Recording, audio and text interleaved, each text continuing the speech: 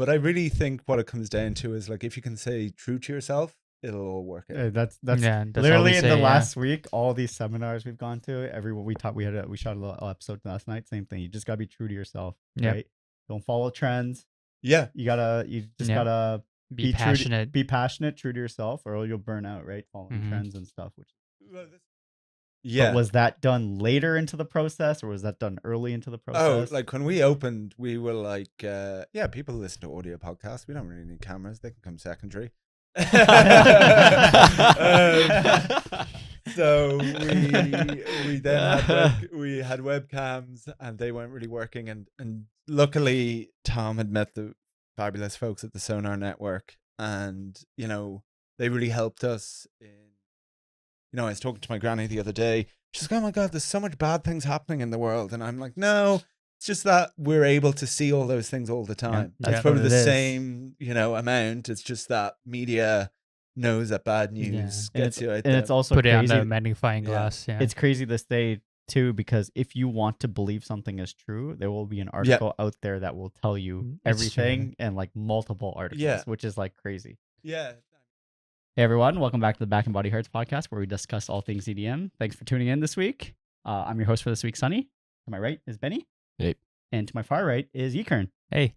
So in this week's episode, we're talking about all things creative space. And who better to have on the podcast than our friend, co-founder of Sleepless Studio, Robin. Great to be here. Thanks so much. Thanks for coming. This is technically part 2, so we're excited for this one. Exactly. Yeah. I'm in the hot seat. You're now grilled by 3 of us. It was one. What was it? 1 versus 3, 2 last time is me and Claudia. I actually still think it was 1v3 last time as well. Yeah, because we had people coming on the podcast. Yeah. I came in later too. So for those of you who haven't heard, Sleepless Studios is a creative space that opened last year right here in Toronto. It quickly became a hub for our local scene, where a spot where creatives can collaborate, shoot content, practice DJing, and yes, even record podcasts. Yeah. We'll definitely talk about your studio because we love the renovations you guys did. Yeah. Happy to talk about it. But first, we did do an episode in their new podcast room at the open house at the beginning of January. That episode is on your guys' YouTube socials. Yep. Check it out. It's a great episode where we just talk about what we're talking about here. It was our first live podcast that we've done in Sleepless Studios, which was really cool. I mean, our editors definitely had a tough time with it, but I think it looks great. So it's kind of like, let's see what happens with an audience right behind. And also we had, as we just talked about, we had guests up here. Yikern came on. We had our friend Scott come on, Easy Rider, also come on, give his thoughts. So it was kind of cool just to see how that flow went. And then the editing of the door closing, I'm assuming. The door opening and closing. Because those were pretty loud. Because it's funny on the on the Instagram upload, you can hear the door closing. Because it was that one that you just uploaded it right away, and you can hear the door closing and opening every time. But shout out to you guys editors for that. Yeah, the Sonar Network, they do a fantastic job. All right, but I want to know, I guess the backstory of you, Robin. I guess with the EDM scene and also with Sleepless. Yeah, for sure. So Tom was meant to be here today. He had to step out, so I'll kind of cover it for the both of us. So Tom and I went to like we call it here, I suppose, in North America, high school. Then we went to college together, and then he moved to Canada 2 years before I did. Then I moved over to Vancouver. But yeah, like, I mean, Tom, he's an incredibly slow moving man, but for a man of his pace, he always seems to remain just ahead of me. So when we were in high school, he was learning to DJ. We would have like these music rooms, and he would bring his controller in. His name back then was Painting Chips. And I would still on SoundCloud if you want to check it out. Oh, really? EDM, yeah. So I would just be in awe of him kind of doing that, and it was something that I kind of thought like, oh, I'll never learn how to do that. Then fast forward, we're in college, and there's a niche, very niche digital art society, but it had been rebranded to DUDJ, Dublin University DJ Society. What time frame was this? This was like early 2012. Okay. So 2012, we went to college. So it was probably 2013, 2014 when we got involved with the society. When we first got involved, like it's like a committee, like most things in college, like there's votes you have to get on, get people to vote for you to get into the committee and stuff like that. So Tom was the president and then I was the secretary, and we just went about saying, there's this really cool society of people that want to learn to DJ. Tom already knew, I wanted to learn, and we went about figuring out how do we get money from the college to get new decks at the time. How do we build a society that supports everyone's want to kind of like make their mark in the Dublin scene? And so we did that, and then then the following year I became chairman, and everything just grew. We had people come out of it, and become very big DJs. We had loads of events. We did, and a lot of the lessons we learned from that and the joy we had out of it is kind of what inspired Sleepless Studios. You've known for a long time now. Yeah. Like friends Forever. since high school. It's crazy. So he's the best man at his wedding. So we are, extremely close and know each other very well. I laugh and say the three biggest stresses in Tom's life is probably his wife, his dog, and me. Three pillars. Three pillars. So it's been really great, and that's really what we base Sleepless Studios on is, we're learning as we go, and we want to encourage others and to be able to learn and have a space to do that and further themselves, because the creative industry is not easy, and there's also a lot of people who are doing it for different reasons, whether it be for clout, for money, or not to say we want to run a business obviously, but how do we do it so that it supports community, builds people up, and creates and allows people to enter into the creator economy? Because ultimately my belief is that no matter what you're going to end up doing with the rise of AI, with people's jobs are going to change forever, and attention is the new currency and where people want to spend their attention. Mm-hmm. So everyone is going to need to engage in the creator economy at some point, and I believe in order to do that successfully, you need to produce high quality, you could say content, or others say art. And to do that's very costly, because you need good decks, good quality cameras, all these things we're learning. And if you can cut down that price point for people and allow them to enter into it, it's good for everyone. But I also think nowadays it's the easiest time to make content. Yeah, it is. Yes. I mean, your phone cameras are the highest I've ever been in quality. I mean, if you take a Sony Ericsson, then different ball game, right? But now with the initial startup time for DJs, we were talking about it yesterday. It's so expensive, the initial capital costs to just start off, right? You do not know. You can get an FLX4, which is a lot cheaper than your typical CDJ 3000, but then you don't have that club practice. That's where you come in, right? To cut down that cost. Yeah, when we were learning to DJ or would get gigs, you'd be learning before we convinced the college to actually, invest in some good decks. We were learning off really old CDJs. They had a screen, but the screen was literally just 4 dots. So we the 4 dots we were just trying to match up. So we learned a lot through ear, but then you would hound a promoter and be we're worth it, give us a chance or whatever. And you would get up there and it'd be these CDJs you'd never seen. And you're oh God, I have no idea what I'm doing. Yeah. And so hopefully we're able to kind of plug that gap. And then the other thing that we kind of want to be able to do is, how do we allow people to put their brand name out there easily? And, phone cameras are great, but we want to try and improve the live streaming capabilities in the studio over time so that anyone can, engage and put themselves out there very easily. And this is within the DJ room, or within the DJ room, because I know you can live stream in there too for a lot of people, and also pre-record your sets if you want. Yeah, all that can be done.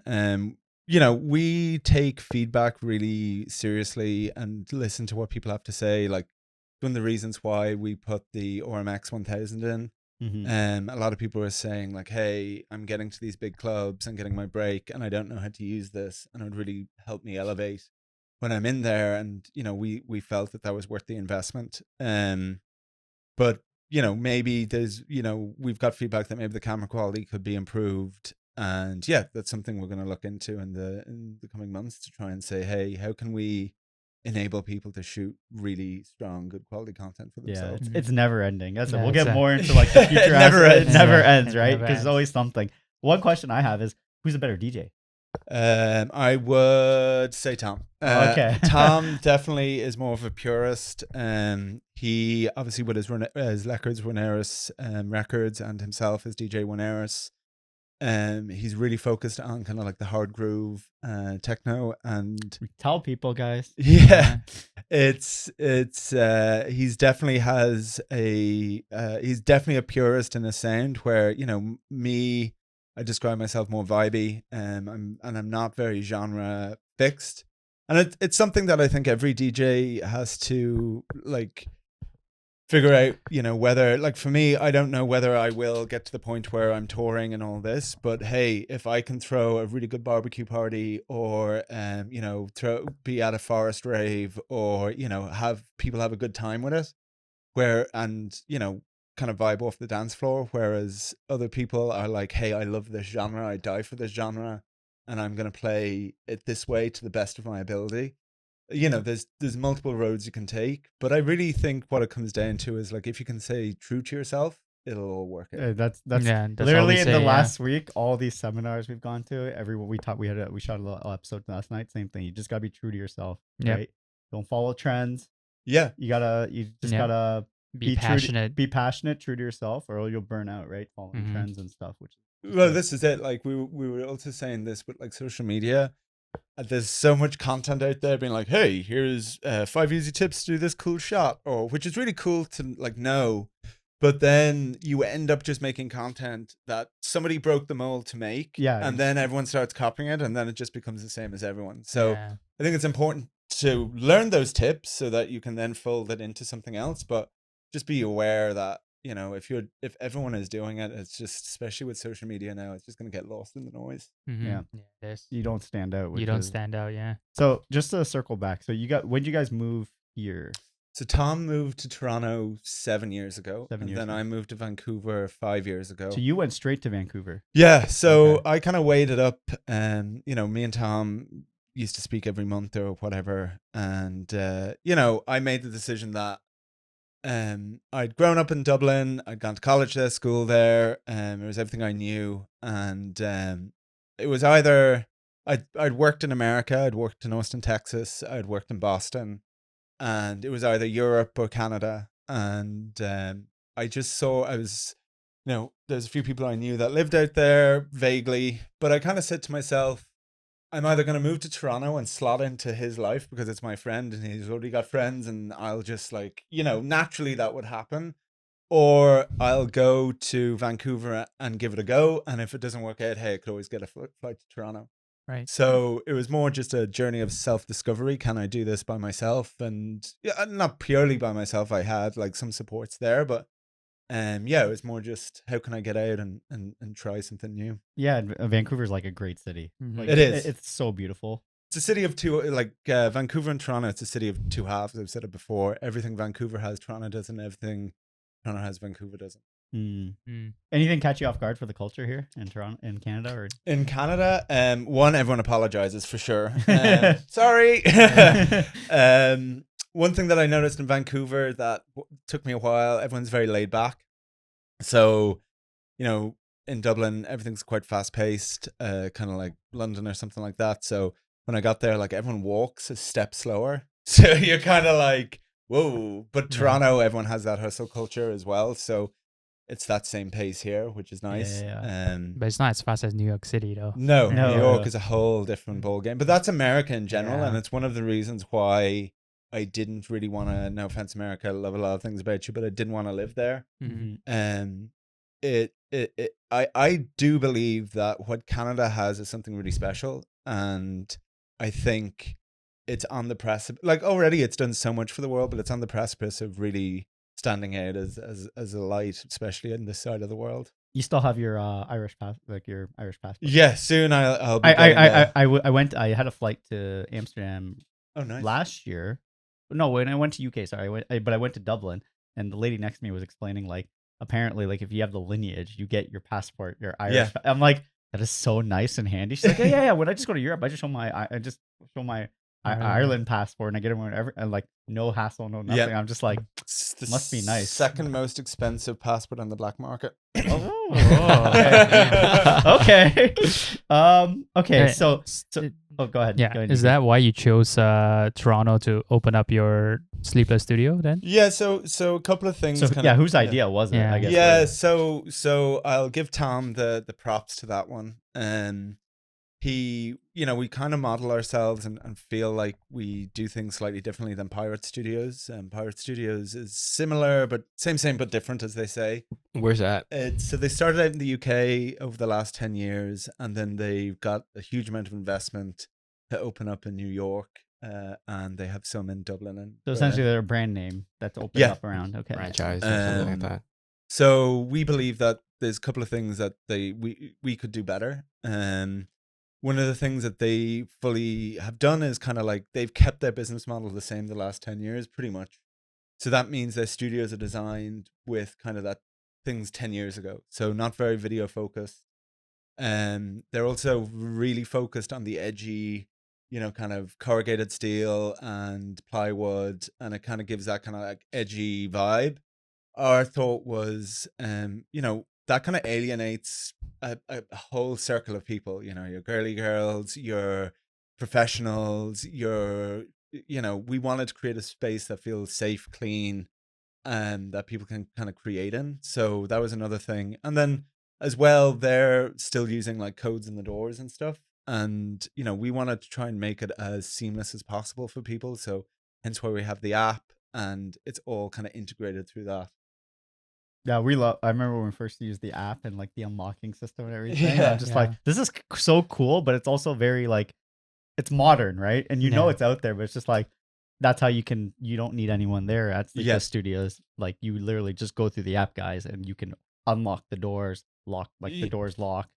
Obviously there's cameras there, so. No, I think it's like, we really focused on how do we limit the need because your biggest cost in running a business is rent and staff. Yeah. So how do we take out, unfortunately, the cost for staff and pass that on to the consumer? And we put a lot, we have AI cameras in there, obviously the locking system, but then fundamentally it's our view is we want to be a third space, both physically and virtually.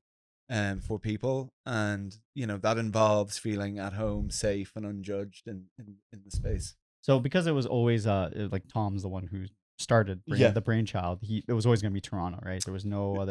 Not necessarily. It just works better. I think Toronto, there's a lot happening here always. Yeah. There's a bigger population, so when you're trying to build a brand and an identity, it's easier to take a risk when there's more people to use your product. You have access to more people. Yeah. So, but like our view is we want to expand, like we want to be a hub for Canada, and like that is our vision. Like we're not stopping at Toronto.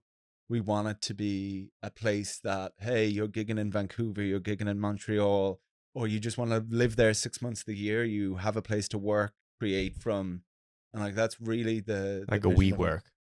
Yeah, like What Newman promised on when he set up WeWork was, hey, invest in me because startups actually like exchange ideas and they want to work together. But fundamentally, like, I don't believe that that's true for startups because they're focused on building their own business. They're focused on maybe a bit of networking, like, hey, this is my VC. But like fundamentally, it's very different. Whereas creative people genuinely do want to share ideas, how they do things. Hey, you're a photographer, I'm a DJ. How about we do some shots together? There's genuinely an osmosis there that I think creatives have naturally. And it's a much tougher business, to really make it in. So it takes a village, to do that. So yeah, it's like, it's maybe, as I like to call it, it's the promise of WeWork delivered. Yeah.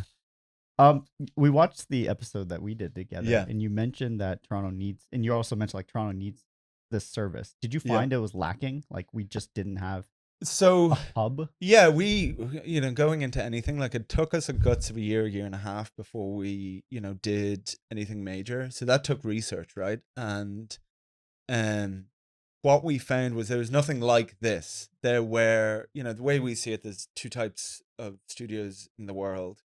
There are your high tier, like professional studios, high cost, catered to the full-time creators, usually, you know, really focused on kind of more high net worth individuals. Or there's your kind of budget friendly ones that, you know, can be good, but also can be in areas that are inaccessible, that, you know, while the studio itself is really nice, it's not in a great area. And those are the kind of things that are very difficult to navigate. Like, hey, you have a podcast, you want to bring on a high profile guest, and you have to like go through some shady street. Yeah. So those things. Hey everyone, thanks for listening. Real quick, if you're planning on attending any events overseas, you need to sort out your mobile data before you go. No one wants to be that person hunting for dodgy Wi-Fi just to load their ticket or find their friends at 2 a.m. Use Airalo. It's an app that lets you instantly download eSIMs for basically any country. It's super easy. Pick your destination, buy a plan, and boom, you've got data as soon as you land. It's way cheaper than roaming, and you'll be set for maps, messaging, all the fest photos, no stress. Best part? You can get 15% off with our code BNB Hurts 15. Just head to airalo.com or grab the app and enter the code at checkout. Yeah. So those things didn't exist. And then when we talk about like even DJ studios, we did see like Australia was starting out, and I think what they're doing is really phenomenal. And you know, Tom and I, you know, respect their marketing, how they're doing things. And there's a new one that's opened up as well, I think, in Etobicoke. And it's just a sign of that the demand is there, or we believe it's there, and that there is a need out there for people, right? Mm-hmm. And you know, they're focused on DJ studios alone, bit of recording, but we feel we want to be the place for everything. And honestly, your guys' price point's very fair. Yeah. So all the price, we'll have the links in all the description, but you can find we have a discount code too, guys. Yeah. But, for if you need to session, but all the price points are very fair. Yeah, I mean, that's really what we looked at it and said, hey, when we were in college and didn't have a dime, like, what would we be willing to spend? Yeah. And especially like it's one of the funny things is that you look at it and you're like, is this cheaper than a hotel if you just have a flight in the morning and you go at like 2 a.m.? So I think that one of the questions you are going to ask me, and I'll get to it now, is, you know, earning our first dollar with the studio. And we had opened the first night, and this guy from what his handle was, MILF Hunter. In the middle of the night, booked in the middle of the night and sessioned there for probably 6 hours. And he went DJ Pro, then he went the standard, and he was literally like kid in a candy store. And like, obviously the time difference for me is beneficial when you're 3 hours. It was our first one, so you're really focused on all the alerts your camera is giving you, and you're like dead focused on everything, trying to see like how the movement is in the studio, what are they doing. So did you stay up the entire session? I stayed up the whole session. Oh, wow. And it was just great to see, and we genuinely thought like, oh my God, this is going to be the easiest thing in the world. We're going to get people all the time. Obviously that's not that quite was the short-lived. case. Yeah. That thought was. But yeah, and like, again, it's something that we would love to see as well. Like, you know, whether you're a DJ who's flying in and you want to get some practice in before your gig, or, you know, you need a base between, you know, a flight, any of those things, like that's also a place that we feel like we fit as well. So when you guys started, was everything between you and Tom funding it? There was no... It's all self-funded. It's all self-funded. It's all self-funded. We, you know, took on a lot of risk to do it, and put a lot of our own kind of capital on the line. But, you know, firm believer, you gotta, you know, obviously stay true to yourself, but take the risk. And if you do something for the community, I feel like that will come through in itself. And hey, if it doesn't work and we can't achieve what we did, I think a moment in time of doing these things is like the most rewarding. Like seeing there's a DJ out there called Too Hizzy, and he's a techno DJ. He doesn't know that I know him at all, but I've seen him come through and learn through the studios and then build his brand. And like, it's just such a rewarding thing for me to see somebody having practice there and then, you know, build their own career off that. And yeah, I wish at some point that like for us, when we did Do DJ and I was able to like DJ 3 times a week and I was really considering it as a career, like that is all the reward I need. And hey, if everything else works out golden. And that's where the pricing point's fair, because you don't get an opportunity to practice. Benny, I remember when we did the open house, Benny was your first time spinning on those decks, and it's like, oh, this is completely new. But when do you get an opportunity to spin on decks like that? Yeah. Yeah. I mean, Right? you can, like last time with baseline, but you have to register for an open deck, right? But the baseline Baseline doesn't even exist anymore. Yeah. I heard that like all the decks were like all busted Yeah, up, I and know, like the because buttons it's don't been work. used by so many people, so Yeah. some of the knobs are not. Also, buttons are not- RIP baseline. So, Yeah. so that's out of the question now. Yeah. Now you- Yeah. So Well, there's lots. I mean, there's more and more DJ studios opening, and with different brands, different visions, and I think it's great for the Toronto music scene. I think it's just going to lead to a better and better outcome for everyone involved. nice. How'd you guys choose the name Sleepless? Yeah, so we bounced around loads of different names, but fundamentally, Tom was like Sleepless Studios, and it was just one of those moments of like, yeah, name. And then we went back and forth on the color, and we actually had a creative agency help us. And for the life of me, cannot remember their name right now. But we did do a podcast with them, so feel free to check it out. And they kind of helped us, guide us through the journey of doing that. And the actual if you look at the logo, it's a sound wave, and that's actually a sound wave of somebody saying We're wearing the Sleepless hat, Studios. guys. Oh, Yeah, so appreciate that's the actually the hats. sound Oh, wave. so of somebody actually said sleepless Yeah, on this on thing. the thing. You have And then we- Mace yeah. featured this hat on a It's- couple episodes. It's It's a good hat. You can buy it on the Sleepless Studios app. What's funny, and you everyone knows the story, and you guys know the story, is that when you guys launched, all of a sudden we know our friend Sleepless Events. Yes. So it's like, did you guys open a podcast, a studio, a creative studio? And everyone kept DMing them. And it's just like, no, two separate things. Yeah. It's just kind of funny. It is. And then you guys end up meeting them later too. And Yeah, it's kinda and like those are great. Like, I mean, we'd love to have them on our podcast as well. It just hasn't quite worked out. But no, we completely actually missed that they existed at the time. We just were so hyped up by the name. But yeah, I mean, hopefully we can do some stuff together one day. yeah, That's true. Sleepless Studios, ex Sleepless Events. Yeah. Kind of. So I guess what's one thing in the startup that people don't know about that was like a big thing for you guys? Just like one. You don't have to. Yeah, Yeah. like I definitely think like there's a friend of mine, Louis, who lives here, and like we had friends help us like build and paint, and it was a real collaborative thing. And Louis just goes, "Are you sure about this?" And I was just like, "If you build it, they will come," which is not an accurate statement at all. There's a lot of work involved to actually get customers, earn customers' trust, earn the right to be able to sell your product. It's not that easy. Yeah. No. And being personal, like having Tom here is like great. Like just interacting with Tom, he's a genuinely lovely person, right? Yeah. And having that face, like you're in Vancouver, Yeah. but having that face here and someone who you can reach out to and have a personal conversation with, Yeah, it makes great. a difference even with creative space. And he's so for the community. Like with Run Hours Records, he's really focused on Canadian music as well, and supporting Canadian artists. And so I think that comes naturally to him. How much more different is the music culture compared to here in Dublin? So I mentioned this in our last podcast, but one thing that really drives me nuts about people in Toronto that I meet is that they always are like, "Oh, I wish it was more Berlin," or "I wish it was more Ibiza," like, or their parties is Berlin party, Ibiza party. And it's just like, guys, you literally live in a beautiful city that's clean, nice, everyone is friendly, and you have amazing outdoor spaces. Like, it's a Toronto party. Like this, like Toronto We have has to own it. Yeah, and I think Yeah. that's Yeah. something, Toronto as a whole, some do, but just the genuinely somebody's like, "Oh, I'm modeling myself." Like, fine, you can have, aim to be a certain sound as somebody, but I feel like there's an issue of people putting themselves down, and something that is really amazing here as well. Mhm. It's a real pet peeve of mine. Whereas in Dublin, we support our artists are supported, love them or hate them. Like, look at the rise of Kneecap. I don't know if you've heard of them. They're they're outrageous, but they're supported. Or you look at Matador, Mana Latouf. The list could go on, but I think even with London has its own vibe. Dublin has its own vibe. People love playing in Dublin, because, or anywhere in Ireland.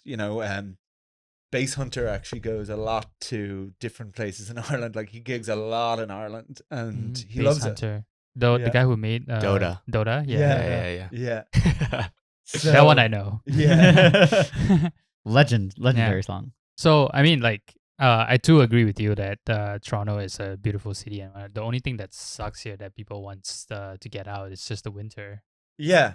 Obviously that's grim, but look, you have like the likes of Comfort Zone, which I always say people who get like kind of depressed in the winter, like it's just a change of the season, and you do different things. But like I was blown away by Comfort Zone. Like it is such a cool vibe, and I suppose you can get used to it when you're from here. But like, or coming from Vancouver, like the nightlife in Vancouver, like while it's been very underground to find really cool parties, it's only now with Vantech really starting to find its own groove. Mm-hmm. But Toronto just has that, right? It just has, because of the winters, an amazing nightlife scene that's thriving. So many options. Like you can go so many places. Like there's almost too many options, which is just... That's what we keep saying too. Yeah. People saying there's not enough events. I'm like, you're not looking hard enough. Yeah, and you're not. We always say support locally. Like you need to see some locals play because the locals are all headliners for that event. Yeah, another thing as well, like because Toronto is not far away from New York, like the level of acts that you get is just way better than like if Vancouver you get a good act, it could be on a Sunday, it could be on a Thursday. You're not getting because of San Francisco, Seattle, and the distance. The one thing I will say about Vancouver is they do have the luxury of getting the West Coast hub. Yes. So then sometimes what happens is that you guys don't get single events. It's like you guys get like an actual like 3 headliner event, which is kind of cool. That is cool. That's one thing Toronto doesn't get as much as. But doesn't that mean like the prices for these shows go up as well? It's not that bad. It can be pretty expensive. Like I mean, Base Coast is very expensive, but again, I almost think they do that on purpose to try and price point out people that they mightn't want at the festival. That's my theory. Correct me if I'm wrong, but that's a beautiful festival, and it's expertly run by the librarian, and like every moment is cared for. And there's also Shambhala as well, which I've not yet been to, but any raver I want to go. Yeah, it's on my bucket list. Yeah, maybe next year.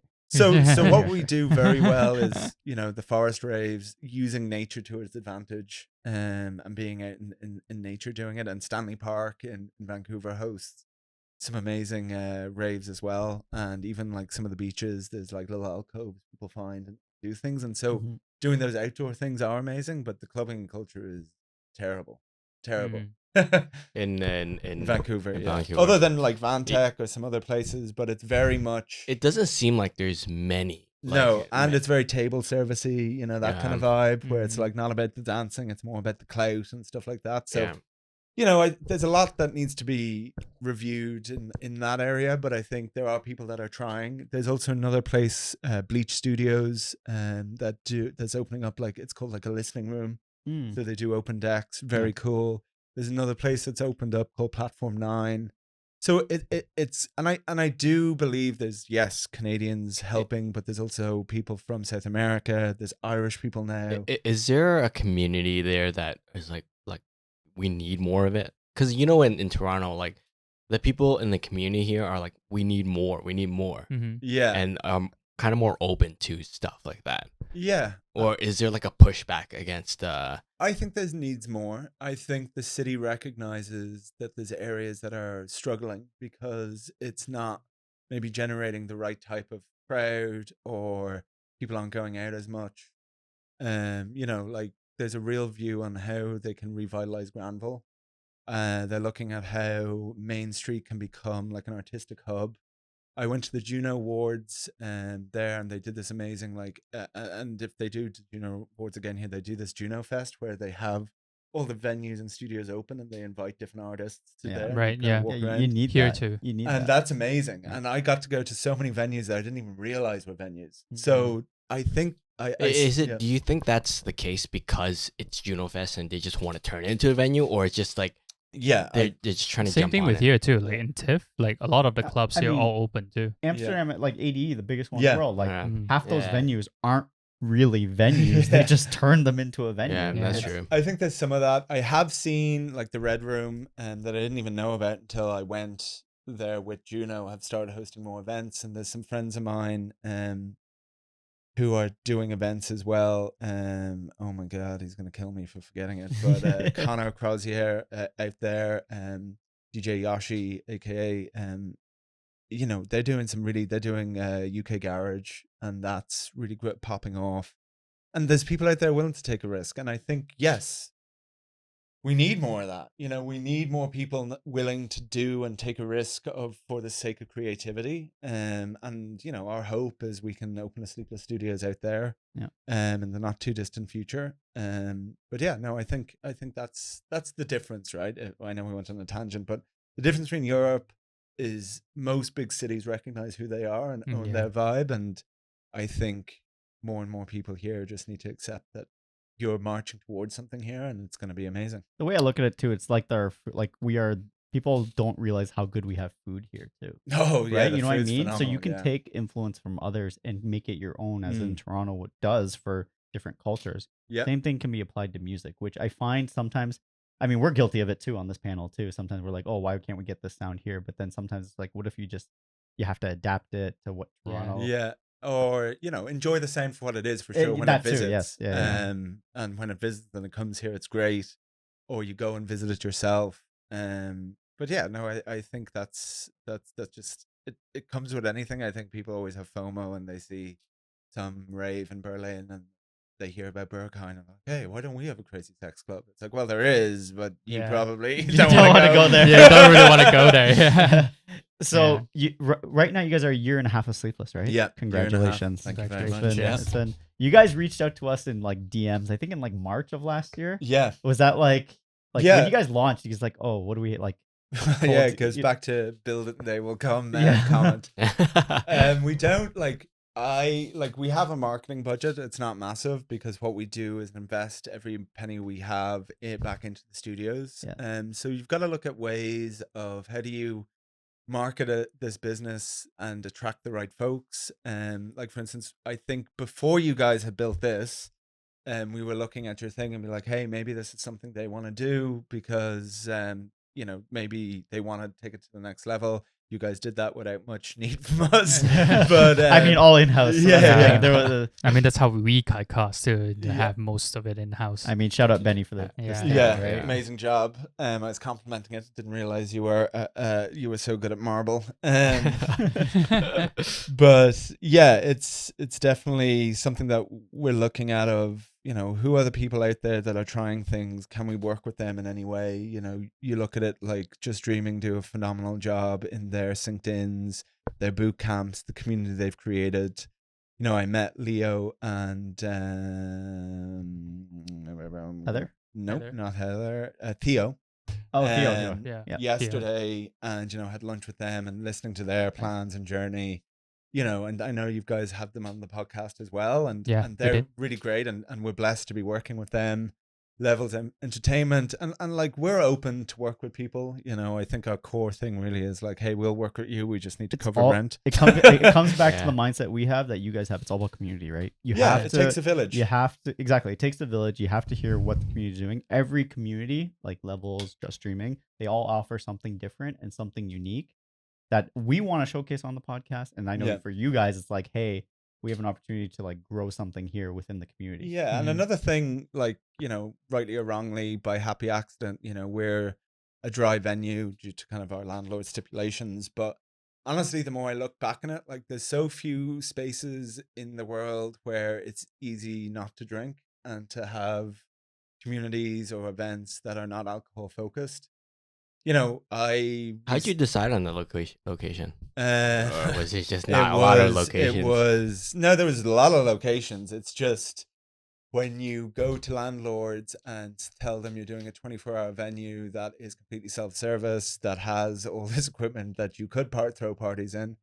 You know, we had to come up with a very clear plan of how we would solve those things, and that's where the cameras come in. Cameras, smart plugs, you know, having people's cards on files, and all those things helps. But it really takes somebody who saw the vision. You know, our landlords saw the vision and understood what we were trying to do when others weren't. Like, and we're really appreciative of that. And, we work very hard to make sure that their, stipulations of no alcohol is maintained. So yeah. And we found that location matters, right? Like we wanted to have a space that's easy to get to, and we just had to we just worked towards like, how can we find a space that's easy to get to and people can, within the encatchment area get to easily. So how we got there. Makes sense. When you guys launched, did you guys already have a roadmap of what you wanted to change? Because obviously you wanted to launch at a certain point, like the studio, right? But you have to think about like one of the big ones, which we talked about earlier, was your podcast studio. Yeah. But was that done later into the process, or was that done early into the process? Oh, like when we opened, we were like, people listen to audio podcasts. We don't really need cameras. They can come secondary. So we then had webcams, and they weren't really working. And luckily, Tom had met the fabulous folks at the Sonar Network, and they really helped us in, at first they partnered, and then the feedback from their community was like, this podcast room isn't going to work. And we accepted that and said, right, we want to be a podcasting space, and these guys know what they're talking about. So kind of sat down with them and looked at like, what is it we could do? What do we want? What is the needs for podcasters out there? And so we took the plunge and invested in building the podcast space that we have today, and it's great. I love it. We've been podcasting all weekend with different guests, and I think it really turned out well. But these are the things you learn over time, right? You think it's all going to work out one way, and life always has a funny way of showing you another. I think that's what our idea was, to like people just listen to it and not really watch the video. But our YouTube is like the one that most people goes to. So that's, and plus this day it's all about the short form too. So you need a good short. You need a good setup. You need a good video in order to create the short form. And again, it goes back to our ethos. Like, how do we ensure people can create high quality content into the creator economy? And I think when people see that you take like the podcasting seriously, like with the set, then they'll take you seriously as well. And again, it goes back to the guest, right? If the guest doesn't feel comfortable, your podcast is going to come off a little bit quasi, because it's going to take them like 30-40 minutes to be like, oh, this is actually a normal thing. A lot of people don't, they're not used to the idea of podcasting, and like, but then we tell everyone, the moment you do it, you feel great after. You're just like, wow, this stuff I haven't talked about at all, like in a long sequence. People love talking about themselves. So about the space, what's the most like booked? Is it the DJ room? Pro? Then DJ Pro, then the podcast, DJ Standard, then the photography room, then the recording.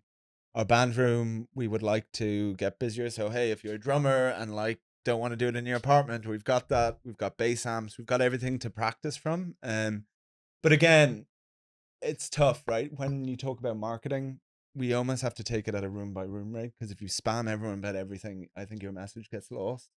So we've been kind of looking at like, okay, how do we work? Like Tom and I's bread and butter is DJing, and we know it really well.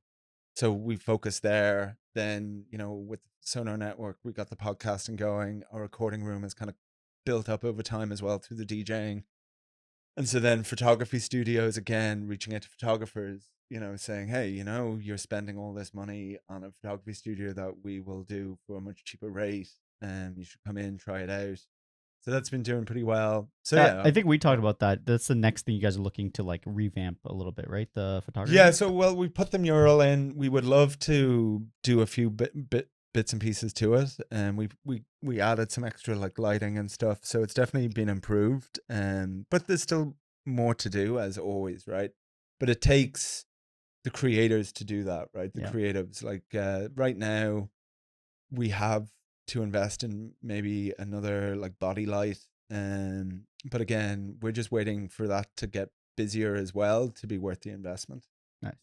And how about your guys like partnerships, like with you mentioned Sonar, great. Any other ones that you guys have partnered with? Let me see. Acast sponsor our podcast pro room, and they operate their business there as well. They're Heather has been an amazing partner from Acast, and we're really grateful of everything they do. And I think even their technology is super cool, enabling people to make money from their podcast and do advertising based on the viewers and listeners demographics, so you can target different ads based on your demographic, which is super cool. So they're doing, they've helped us out there, which has been phenomenal. We are looking to work. We have a few partnerships in the pipeline. We'll announce as we go. But even like our open house, we are looking to always expand that. I mean, we were recently talking to Care Package. So they're doing some really, really cool things online. I love their content. I love what they're doing. Yeah, they're doing the streaming. The streaming. That's one thing we were talking about, like on the panel too, is that right now there's no real. We love what we've seen their videos. We love what they're doing too. It's like there's no real, like there's no entity like a Horror Berlin in Toronto that does that, right? I think there's a few people trying. That's the thing. There's a few people trying, but no one's bridged that gap. But once again, it's all goes back to the community. They're giving an opportunity for our local DJs to just spin. Yeah, I think that's how Horror Berlin started. They didn't bring in high-profile DJs. They started with their local Berlin community. Yeah, and they're doing really good work. And I think even as ISO Radio kind of shut up shop, they called out Care Package as one of the people who are taking on the mantle. So, and of course, there's also Rhythm Space doing community radio, and they're really trying that out as well. Like there's and obviously we want to try our own thing as well. We're working on probably not DJ live streams straight up, but we have something else cooking in the books, which all will be announced in the fullness of time. But yeah, and we've so Care Package hopefully will be doing some streams with us as well, and we're looking to partner with them on a few things, and they're just super great people to work with. And yeah, and as again, it goes back to how can we use our space to support it. Yeah. So is there any, like, year and a half, I think you guys have accomplished a lot, but was there anything that you guys had a target that you guys didn't hit or anything? There's always a bunch of that. There's always, I mean, geez, when we started, we had like these financial forecasts that we were going to hit and we didn't quite hit them. And now we're starting to do a bit better, and things are definitely up. Every month is an improvement for us, and both, attendance wise, vibe wise, financially. Is it at the pace we'd love it to be? No, but Jesus, I think to achieve what we've achieved in a year and a half is testament to the community in Toronto and how hard we work at it. I know we put hours and hours, late nights, trying to make sure that it is the best it can be with what we have. But ultimately, this space is like a bootstrap POC. Like when we can, we have ideas to even take it to the next level again. Nice. Yeah, that's we talked about this offline, but it's like the creative vision. Like you have your day to day, but you also have to have that creative vision time block where you're focusing on what you're doing in the future, which is correct. Is that's key for anyone, guys. You can't just be doing the day to day, or else you're not going to think about what you're doing like 3 years from now, right? And focus on that vision. Everything has to be built in towards that, right? And that's, like I touched on it, we want to be the third space for creatives, both virtually and physically. And that's really where we're focused on doing that. When you guys launch, what was one thing that happened that's like, oh shit, we need to fix this ASAP? Obviously the podcast room could have been better. But you knew that was more like that was like a lot. Like you couldn't fix right away. It was more like set up or anything like that. I'm trying to think. I'm sure that there was. It's just blanking right now. It's definitely has not been perfect. Well, there was one. So we have smart plugs built in, and for whatever reason, one night somebody basically overdid their time, figured out a way to jerry-rig the system that it would work without us switching it off. So that was like, oh shit, we've got to go and figure this one out. So like there's always somebody that will kind of ruin it for everyone. So we figured out a way around it. So that was something we really needed to fix. I suppose another thing was, our assumption that people would know exactly what to do.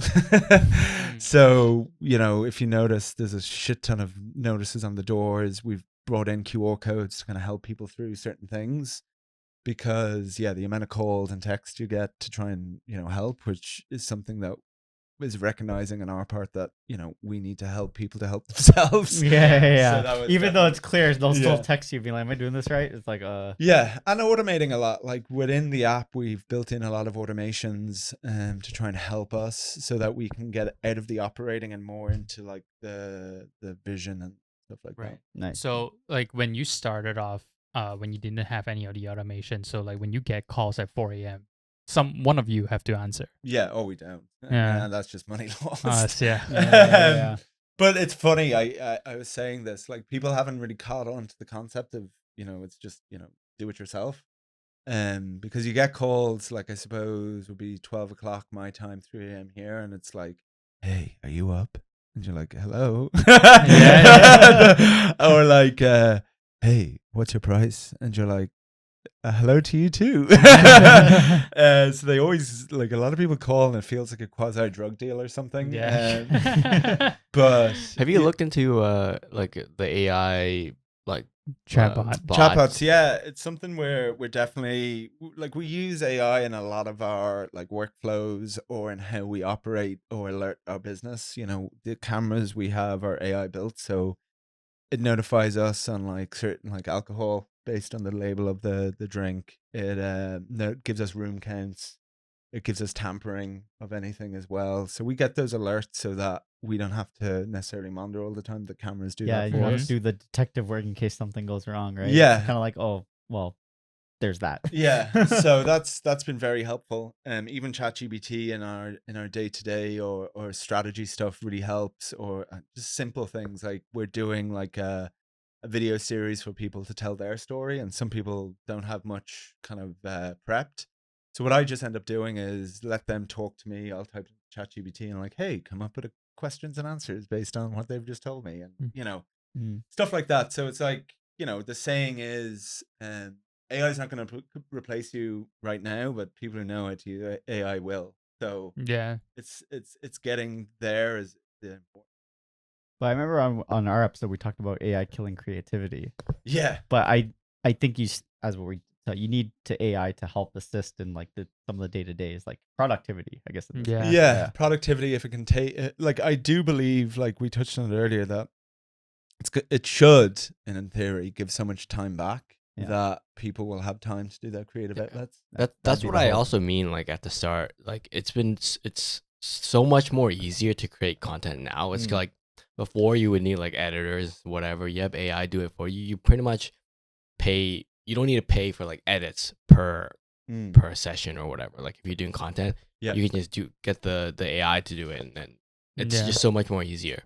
It is. It's not perfect though. Yeah, it's not perfect, there's but still some work involved in doing it. I know. You know, I do all the social media for Sleepless, so having to learn that and try to leverage AI and do it yourself.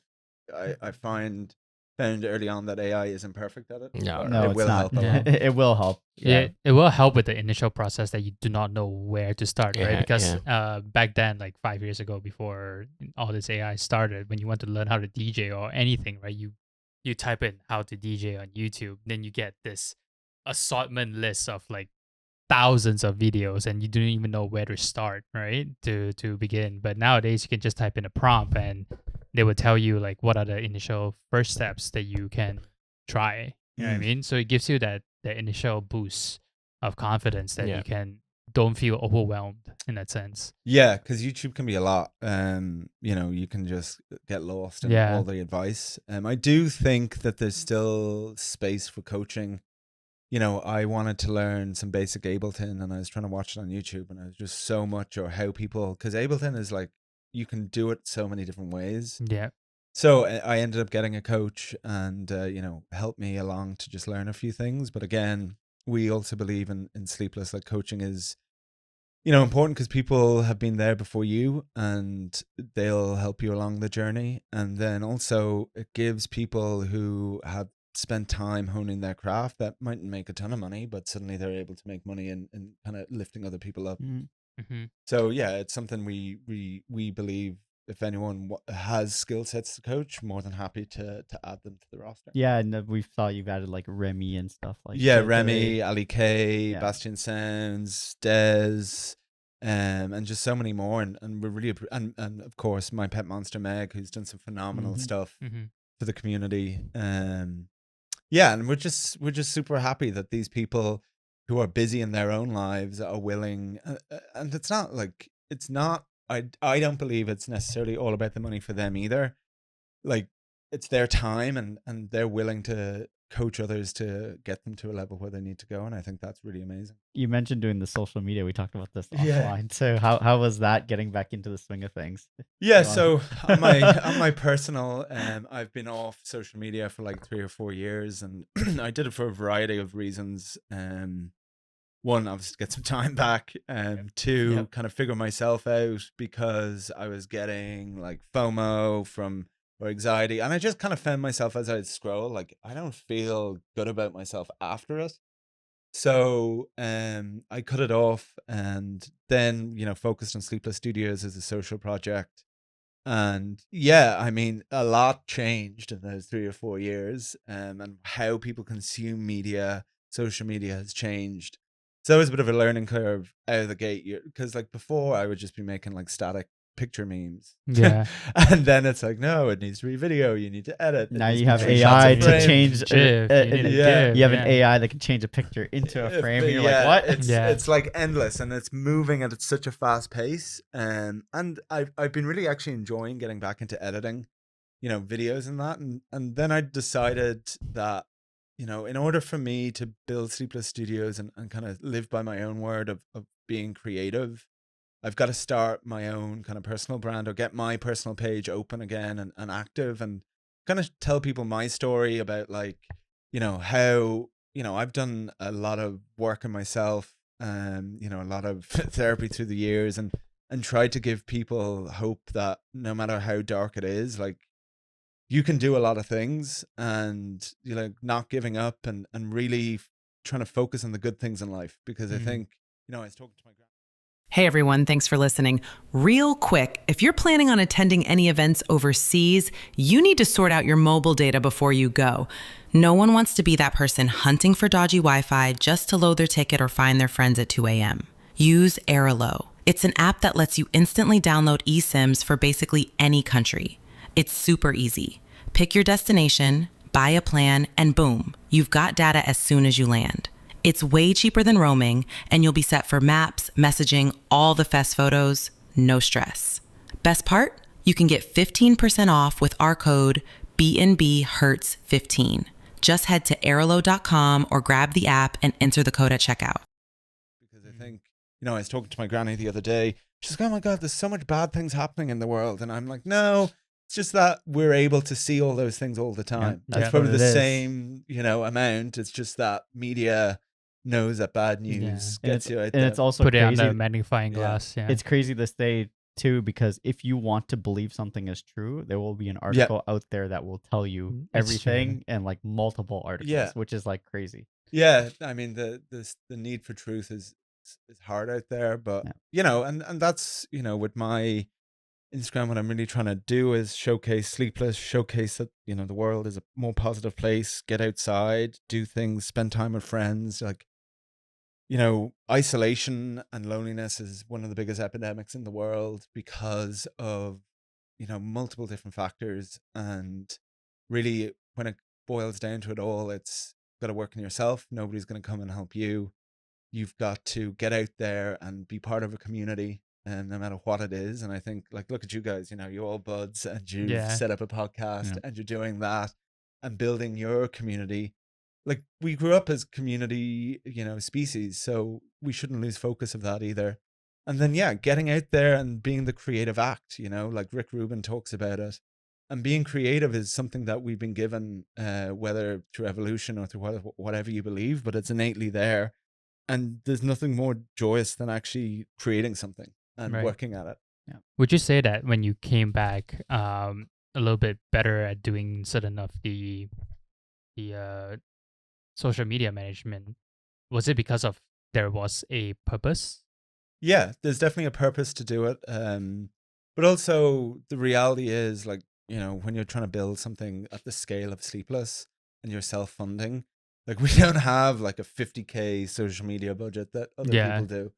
So Same with us. Yeah, so you've got to figure out ways to engage with people, tell your story, and hopefully that we talked about at the beginning of the podcast, staying true to yourself, staying true to your message, not caving in because people tell you otherwise, and just trying to build something that's positive. And I think the world needs more of that, and a mission is super important. So I do think that's helped me, but Jesus, it's tough. Oh yeah, we can endorse that too. Is this your full-time job? No. Okay, so it's not. No, so I work. I'm an engineering project manager, a technical project manager. In Vancouver, I worked as a consultant for many years, hating my life, doing long hours, obviously. And then I realized it's like, yes, I'm getting paid very well, but it's like I hate spending 10 plus hours a day working on something I don't enjoy or don't believe in, or it's not even, I think there are consultants out there that do amazing work, but I also think there is a lot of consulting out there that is making work and doing busy work, and it's not value providing. And that's an unpopular opinion for some, but some consultants do great work. I do not want to undermine the consulting industry, but I just felt like I wasn't achieving enough. And the company I work for now, they are really positive, and the engineering team is really cutting edge and trying new things. So, that keeps me going, and they're very supportive of Sleepless Studios, and they love the idea, and that's been great. So, that's good. I think if I can grow them both, and, that's just part of life, right? Can do it both, great. And maybe you have to make a decision at some point, but right now it all works. So but with Tom here, Tom is full-time. Tom's full-time at Sleepless, so that's definitely helpful. But we all have our skills and not skills, so we have to balance with what we're naturally good at and not. So I recognize that is it just you and Tom doing like the operation? Just everything, it's just the two of us, for now. Obviously there's people that help, like Just Dreaming run their synced-ins, like we're not there. Sonar Network run their podcast through there, we're not there. Yes, we do have a great cleaning team that come in, but fundamentally it's myself. So more about the space, anything equipment wise that you guys are looking at bringing in for people to use? Well, obviously we brought in the latest piece of tech, which is the Remix 1000. It's DJ Pro. We want to try and improve our live streaming cameras, so that's coming in. There's a couple of other things we're toying with, maybe potential a call pod for the co-working space. These are all potentials. We haven't put anything. And then maybe some other upgrades. Was the layout like that when you guys the table. So the tables were there when we moved in, and they were like, "Do you want us to remove them?" And we kind of made the decision that let's just keep them, so that I was talking to somebody there yesterday who was in the studio, and he was like, "Man, this is great. I get to do my day job, and then when I'm between meetings, I get to go into the DJ studio, do my thing." Oh yeah, because they can use the desk and just go there. So that's been really great, and it kind of separates ourselves as somewhat like you go there to create. It's not a place to hang out, and we have the lounge area, and we encourage people to sit down and meet and chat for sure, but also kind of separating that so much of our lives can be around partying or drinking and stuff like this, and this just allows it to be kind of more of a safe haven, focus on the creative act rather than. Do you know what it was before? Yeah, it was a medical device company. So Tom and I had to do a lot of ripping out of things, and it was basically what I would do is on a Wednesday night I'd do my 3 days in the office, do a red eye, try sleep in the plane, get up, do my job. Then in the evenings, late into the early mornings, we'll be doing all the building and the stuff. Get a couple of hours sleep, do my job on Friday, rinse, repeat, fly back on Sunday, go into work on Monday. And this was repeating for how many weeks? Probably about 6 weeks, 6, 7 Holy. weeks. Before the launch. Work pays off. The hard work shows, even for the open house too. When we dropped by early, you guys were like, you were just running around everywhere. It's tough. It is definitely tough trying to build something like this, but if it was easy, everyone would do it, right? There's always going to be pain. There's going to be pain of action or inaction. And this is all part of life, right? Like you getting over the challenges is like the biggest thing. The most joyous things are climbing that top of the mountain, doing that extra mile. And the things you get the most reward out of is, you know, is the things that are hard. So, you know, doing hard things is important. The other thing I want to add to that is that, like, I heard this quote, like, ideas are cheap, but the execution is the one that matters and the most expensive, I guess, in this case. That is true. Yeah. Is there something that you guys have in the studio that makes you guys unique compared to people in, like, other spaces in Toronto? Yeah, well, I don't think many people have the ORMX 1000 either in their DJ studios. I don't think we have a 3-camera with a Rodecaster audio and video. When we did the live, you guys mentioned that this is like brand spanking new. Like the Rodecaster video only came out 6 months ago, so we have that, and that's super cool. Again, there are not many people that have, on an average, as high quality studios in one space as we do. And then, of course, you know, we are so focused on building that virtual space as well through the app, and we want to make some upgrades there over time. But not many people do like that system that we have, you know, where you have an account, you can, you know, engage with others about your creativity. It's all done through the app, and like you can unlock the doors from it. I don't think many people have that either. Is there any plans for like we talk about communities, but like a sleepless community that you guys are trying to build? Yeah, like a collective.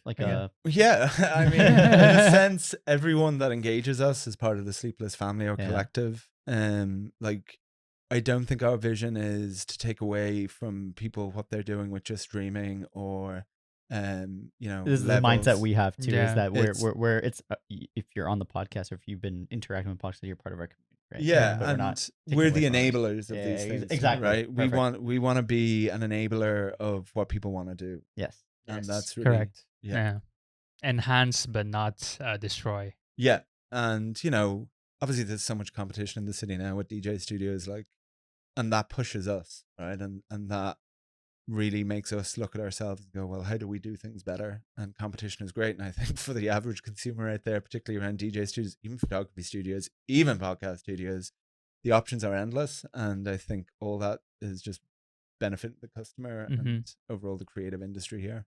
Have you guys had any interesting guests come on, like, or visit the studio? Like something like, oh shit, I didn't realize. Let me see. Well, it's funny, right?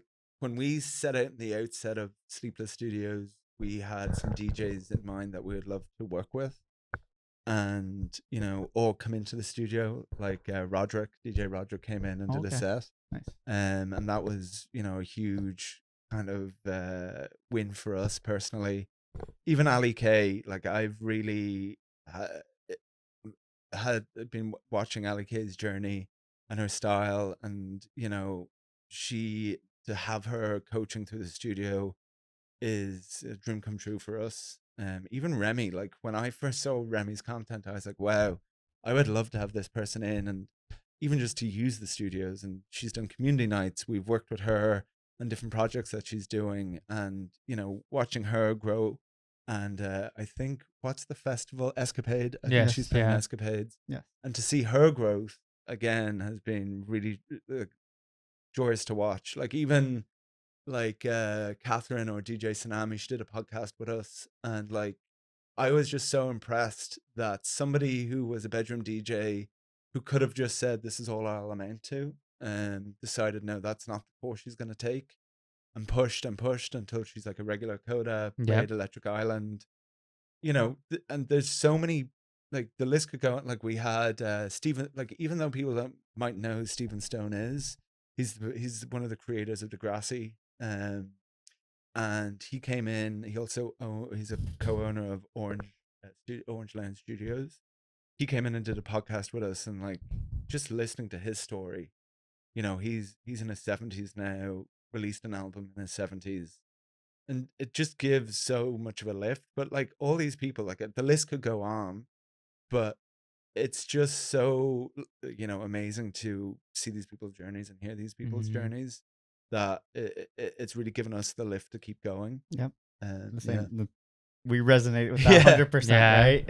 It's cool to see what people are doing and how different everyone's experience is, especially navigating like the political land scene of like Toronto, especially like with some of the politics behind the scene, but seeing how people are like, no, I'm gonna do it like this, and then do something that you haven't seen before. Because for us, like something like Collective, I don't even think that really existed like before COVID. Or oh, like, really? Like at least the concept of like how integrated it is. Because now you have Discord that's very integrated with communities, right? You have all that expanding. You didn't really have that before. Maybe you had forums, but to get to that level took a lot more effort. Now anyone can create like a Discord community. Anyone can have a hub for, I mean, we always say everyone's a DJ, but now like you have facilities that can facilitate that group of people to do their thing and try and grow. Yeah. And then in the end, it comes down to the individual on how much effort invest in yourself to see where it goes. I had a Pharrell quote there, and was basically like, so many people quit just before the precipice of making it. And when things are at their hardest, I really believe that's your last mile that you're trying to do. And so many people give up just before then. So yeah, it's really, it's easier than ever, but there's more competition out there, of course, but it's going that extra mile, really. That's the important piece. Yeah. Nice. You essentially need to put in so much work to yourself for you to like succeed, Yeah, and you got to know yourself, right? I think people who do well have spent the time to understand themselves a lot and say, this is who I am and this is what I bring. If you don't do that, I think you're going to struggle. Is there any, are you guys looking at expanding the Sleepless brand a little bit? Yeah, for sure. Like, I mean, we want to open up in multiple Canadian cities. Yeah. So that's the long-term vision. Yeah. That's the long-term vision. Long-term to medium term is open up in more Canadian cities and go further than that. Like, we have other plans. How do we improve the brand? How do we improve the app? That it's not just a, community board, but actively creating value for people. Right. It's something that we've done a lot of thinking about and hopefully we can bring to life. Is there online courses through the app? No, not yet, but it's something we're thinking about. Nice. We want to, like, right now, all our coaching stuff is quite manual in terms of like people message us, we set them up, blah, blah, blah, and then it kind of works itself. But we want to be able to, like, anyone can do that. Right. Yeah. That'd be good. Yeah. So one more thing, like if you have an extra room to use in Sleepless, what room would it become? Yeah, so one of the things that I really want to do is kind of change the design of how we did it. Like, we kind of picked what worked with us at the time because we were bootstrapping it, but maybe some idea of having more of a social space at the entrance. So instead of it being like, oh, a door here and then you go up, would be like almost like being able to lease out a cafe or something, and then people be able to. That's a good idea, because right now your open area, you have to go past the desk, past the rooms in order into the open area. So we want that open area on the inside that can be run by somebody else that we could lease out, and that becomes a social space with then a door going into others. Like, that's something we would do. Like, we'd love to also increase the size of our band room. Like, we'd love to have a band room that is enabling people to be able to, have more space. Like, our band room, we admit, is tight, and it's more of a practice space for people who are in condos or can't play at 4 a.m. or those things. But we'd love to increase the space of that. Nice. So, I guess to round out this episode, what's something in the short term, or like maybe even like this year, that people can look forward to with Sleepless? I know you've mentioned a bunch, but like, what's something? Short term, I think we are going to, on the fullness of time, we'll be launching some things, but I suppose just expect more investments where it's needed. Like, as people are speaking to, more community nights, where we try and get speakers to teach others about it. We've interviewed people have come to us about, hey, I want to show people how to actually use analog, or hey, I want to show people how to set up a live stream, or hey, I want to show people how to effectively use effects, or I want to tell my story about how I grew as a creative, and we want to, like, not financially gain out of it, but hopefully others get inspiration from it and learn something. Because ultimately, look, I keep saying this, creativity is, you can be creatively isolated when you start anything fresh. Like, I'm sure you guys know, when you first started the podcast, it's like, you don't know anyone to then like get this to the next level, right? Yeah. It's all off your own backs. And if we can just create, be a drop in the water to be able to have people to support each other, like that for us would be phenomenal. Yeah. And any final social plugs, Robin, you want to? Yeah. So obviously, keep listening to Back and Body Hurts here. We also have a podcast where we chat about the creative process called Sleepless. We are also running monthly or every 2 months community nights. Check out on the app or our socials for that. We also have some other DJ kind of focus boot camps as well, where we try to get like high quality or DJs that are doing it full time to do larger classes and seminars. And as always, follow Sleepless socials. And just to finally say, stay sleepless. And when I say stay sleepless, I mean stay sleepless about your passion, whatever it be. Stay sleepless about your DJing. Stay sleepless about your photography. Stay sleepless about that business idea, because nobody's going to do it but you. And you're well able to do it. And and shout out to you guys for really creating a podcast that has supported the electronic music scene. You've supported collectives, you've supported other DJs kind of make their name for themselves. So keep up the great work. You appreciate it. As I said, well said. There's not much more to add. And the quote about sleepless, I think that should be on a shirt. Might be a bit long, but there's a good quote. But as I said, we resonate heavily with what you guys are doing. We could see like just through this talk, we could see the passion you have for the community here. Not even like you guys are from Ireland coming here, and you see the space and you see all these wonderful people coming through your studio, and you're just like, and it's the driving factor for us. So we love. Thanks very much. And really support everyone's support, and hopefully we can just take it to the next level. Every cent really gets reinvested back into what we're trying to build. Awesome. Thank you very much. Awesome. Yeah. Well, that's it for this episode, guys. So thanks for tuning into this week's episode. If you enjoyed it, please share it with a fellow raver. Subscribe to our YouTube and Spotify.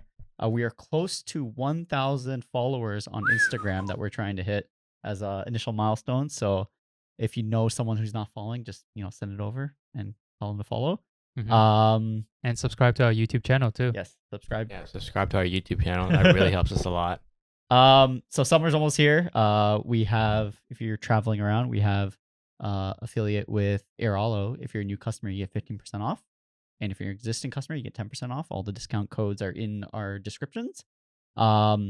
We also have an affiliate with, you can probably see it right there, Jelly IV. Summer's around the corner, guys. There's probably going to be a lot of drinking. You take one of these before you drink, and you're good for up to 5 drinks, and you have almost no hangover. I think you get a discount with that, with our code as well. Yes, all in the description, and you definitely might want one of these for the summer. Also, if you're looking for earplugs, we have an affiliate with Hears. They have a group package, very good discount if you buy it with a bunch of friends. A lot of festivals around the world use these. We use it too. We use it on the panel. And protect your ears. And yes, please protect your ears. For how long we've all been raving, please protect your ears. And also, if you just need individual pair, we have a discount code with Zound. Also great, dedicated for all music events. So please protect your earring. That's the main And thing. Since Sleepless Studios is in our podcast, we also have a discount code too. So if you're looking to rent one of their spaces, it's all on the website. You can use our code. I think it's BNB 10. BNB 10. Yeah. BNB Hurts 10. It'll be in the description, guys. But use it and get a discount on your first booking at Sleepless. Awesome. Right. Well, we'll see you guys in the next episode. Thanks. See you, everyone.